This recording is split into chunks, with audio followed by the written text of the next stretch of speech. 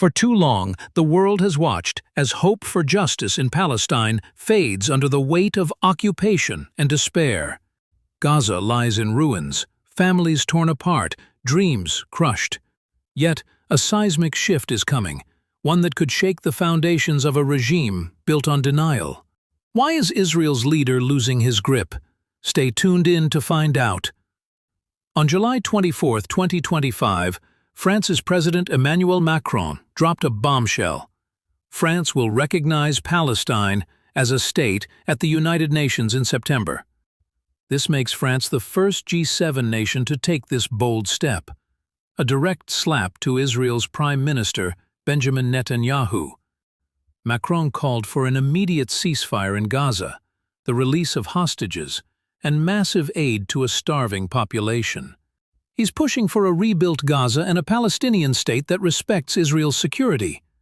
But let's be clear, this move is a rebuke of Netanyahu's relentless obstruction. Netanyahu's reaction, pure fury. He called it a disgrace, claiming a Palestinian state would be a terror hub, not a neighbor. His ministers piled on. Katz called it a surrender to terrorism.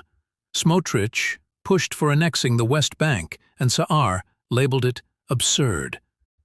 They're panicking because France's decision exposes their failure. For decades, Netanyahu's government has expanded illegal settlements. Over 500,000 settlers now live on Palestinian land. They've choked Gaza with blockades, leaving 59,000 dead and children starving, with 1 in 5 malnourished. These policies haven't brought security.